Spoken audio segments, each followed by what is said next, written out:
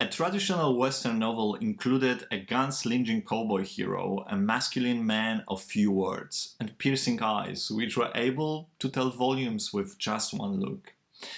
There wouldn't be a Western without an over-dramatized gunfight at dusk, where nobody has any doubts which man is going to prevail in the end.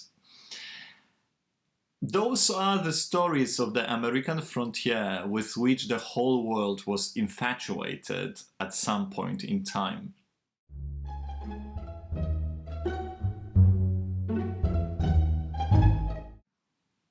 Eric Hobsbawm, in his The Myth of the Cowboy, writes that cowboy also represented a more dangerous ideal, promoted by American cinema in the Western Golden Period.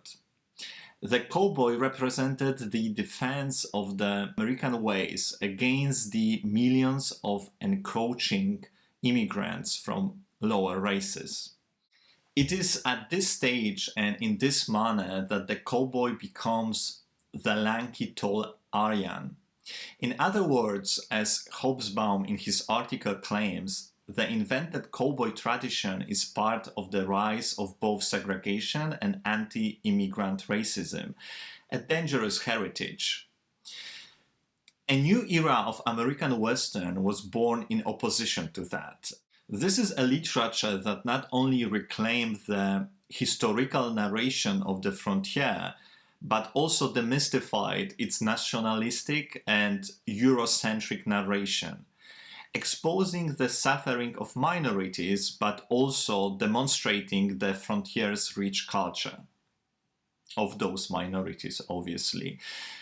That literature shifts away from male-centered narration and from that distance exposes its problematic legacy.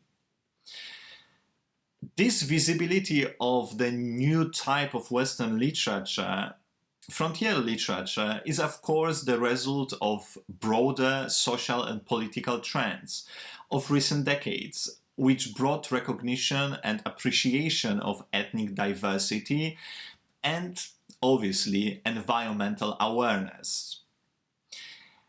David Rio and Øyunn Hestetun write in their essay Storing the West in Postfrontier Literature that a common denominator of this fiction is its emphasis on the actual experience of living or staying in the West rather than on the classical image of going West. And further, they write that the maturation of Western fiction is also marked by its increasing complexity and characterization, with a particular emphasis on the figure of anti-hero and a greater propensity to engage in formal innovation and experimentation. Now, Cormac McCarthy's writing is one of the greatest examples of it. Through the Blood Meridian and the Border Trilogy, which included All the Pretty Horses, The Crossing, and Cities of the Plain, among moralistic themes or references to political issues of the day, he is exposing either extreme violence inseparable from Europeans' march towards Pacific, where semi-military forces were murdering as many Indians as possible, clearing the way for settlers. And that's what Blood Meridian depicts. Or he demonstrates how Western myths were created that are present up to this day. And that is mostly what is here in the Border Trilogy. To mention a few other writers alongside McCarthy that contributed to demystifying or reclaiming the Western frontier, we have Leslie Marmon Silko, Louis Erdrich, or Sherman Alexie.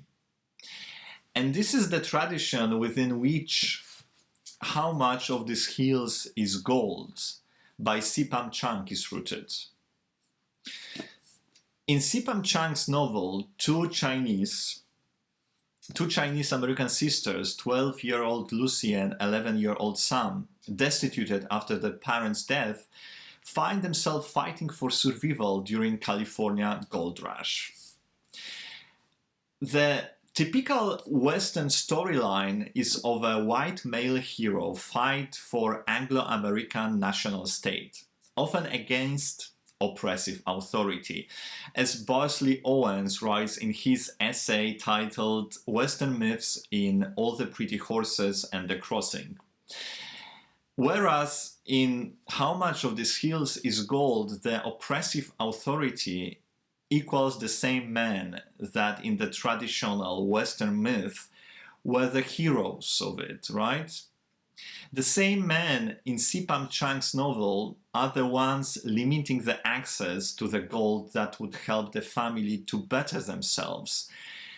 And therefore, those traditional freedom fighters, the symbol of the American dream, become the ones crushing this American dream for Lucy and Sam's family.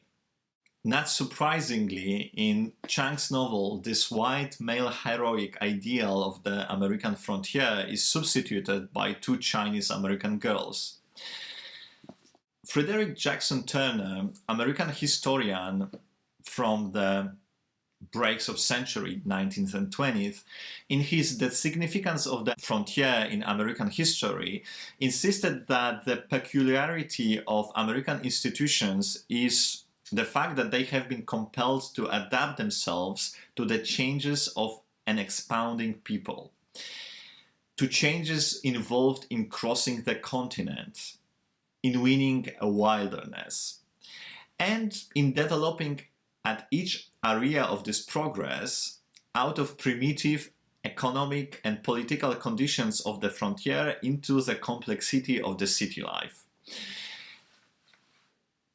Turner believed that because of that frontier that required self-governance, self-organization, to face various challenges, a special type of individualism was born on American lands. An individualism that required cooperation with a neighbor facing the same problems. And that attitude gave an impulse to the democratic suffrage and demands for equal representation. You know, that sounds great, right? Turner believed that the special environment of the frontier, the one giving the opportunity to those desiring to build their lives on the free lands, resulted in a democratic organization. Obviously, there was no quotation in Turner's writing when he was writing about free lands. The myth of America as the land of dream, the land of free, is something that was popularized over centuries, and that is true. For many people, that was the land of free, and the land of almost endless opportunities. However, there's a darker side to it, because for many people it was not. I guess all of you already noticed numerous problems with Turner's concept, and that is what current historians criticize. First of all, it is hugely ethnocentric. Free land or neighbor facing the same problem didn't even come close to describe the main issue at hand. That so-called free land was settled and inhabited for centuries by Native Americans. Turner's positivist approach made him see Europeans marching towards the western coast as an evidence of the victory of progressive values and human development. It's ironic how the definition of progressive values changes with centuries, right? Many current historians believe that the march to the west and the concept of free land were the factors contributing to the establishment of an imperialist mentality that would foster the willingness for later US expansion in the Pacific, and secondly, negatively impacting national mentality where the exploitation of natural resources had no consequences. Neither indigenous genocide nor environmental exploitation is a topic seriously discussed in traditional Western literature. C Pam Zhang in How Much of This Hills is Gold addresses both of those elements. Sam dreams about the land where giant buffalo still runs freely, while the genocide of Native Americans pierces from the background throughout the novel. Especially in Ba, who was the main protagonist's father, storyline. The ethnocentrism, though, is especially visible when white Europeans establish the rule according to which only those born on the American land have right to keep the gold they found, securing those natural resources for white Anglo-Saxons. Those white guys establishing this type of law are the same ones whose ancestors shipped mostly in rags from continental Europe. Their arrival brought the destruction to the native population that either died due to various diseases brought from Europe or was killed in a process that we would call today without a hesitation a genocide. I'm not saying, and nobody is, that all Europeans arriving in the USA were killers. Obviously, they were not. Most of them were economic or religious refugees seeking some peaceful land they could build their lives on. But when we look at the colonization of the Americas, we need to remember what was the eventual outcome of it. And that is the devastation of the native population, with little regards to their inherited rights. The same people that seek peaceful existence arriving to United States eventually turned around, imposing laws limiting the rights of the new newcomers, especially non-white newcomers.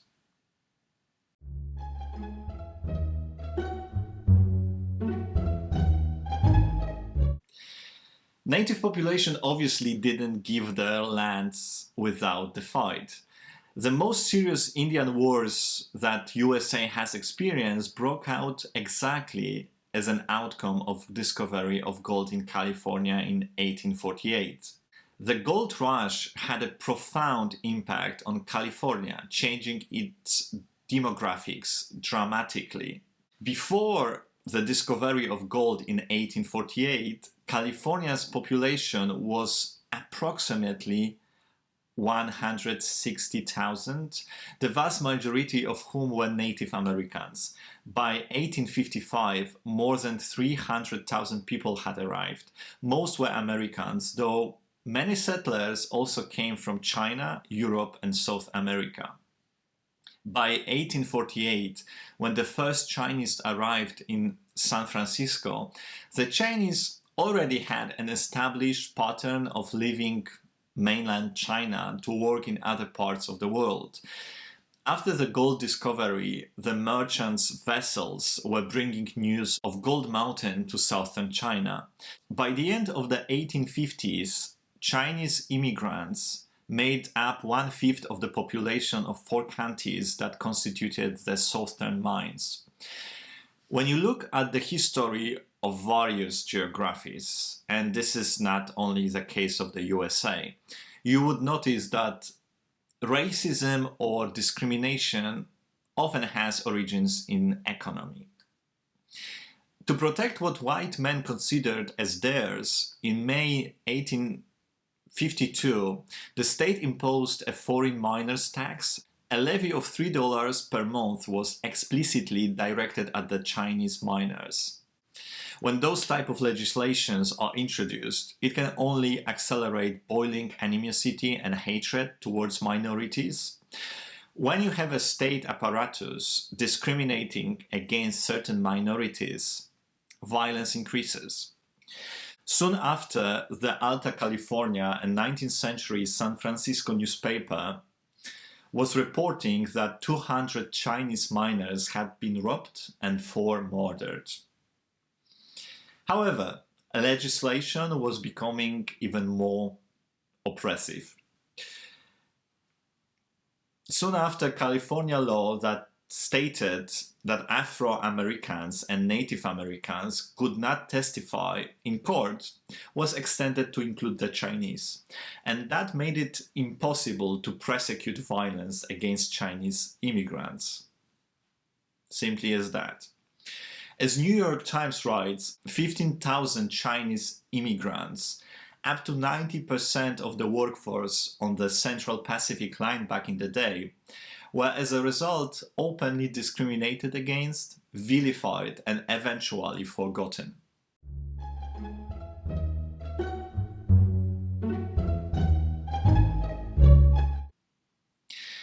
C Pam Zhang was 8 years old when her parents moved to California.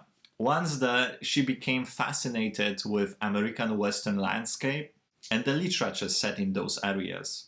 Obviously, she could not find in that literature people resembling herself. Those were removed from the official narrative. That act is also clearly referenced in the novel when Lucy, observing the photograph of railroad workers being taken for history books, thinks about the fact that none of the people looking like her is present there, even though people like her help to build it. The theme of history as told in the books versus the historical accuracy is a theme explored deeply in the novel, and is demonstrated with Lucy being the book-smart kid versus Ba, the father, who knew the true history of the land, who knew about the injustices and crimes that were being erased from the official narration. He knew about the people that were being removed from the history. Today, that history is being reclaimed, and this is one of the examples of that process. But there are also activists that do the same, and here's a video where historians, scholars, and descendants of workers gathered in Promontory, Utah, to celebrate the completion of a railroad in 1869. Do you remember the famous Golden Spike picture from a few seconds ago? Here's the group of Chinese Americans recreating ages later, centuries later, the same. Zhang, in one of the interviews, said that her main focus wasn't to depict Chinese American experience of that time, but to rather showcase the loneliness of an immigrant not being able to stake a claim to the place that they live in. Even though the book was written before the Trump era, it speaks volume right now, right? How Much of This Hills is Gold is a very impressive debut, especially because of the themes it addresses. And if you watch my channel, you know that I'm a sucker for that. Big social ideas in literature is what I love. I also admired the construction of the novel, where the role of the heroine Lucy and her idol Ma versus the anti-hero Ba was, when the novel progressed, reversed smoothly yet surprisingly. C Pam Zhang's style of writing was not really to my taste, though. I felt it was a bit overdone. And for me personally, the narration flow could have been a bit smoother. I wasn't in love with it. Regardless of that, I think that this is quite a successful debut novel and brilliant in terms of bringing back the discussion that we are not yet done with, right? Okay guys, let me know what you thought of How Much of This Hills is Gold. What's your favorite example of frontier literature? And I'll talk to you soon. Bye bye.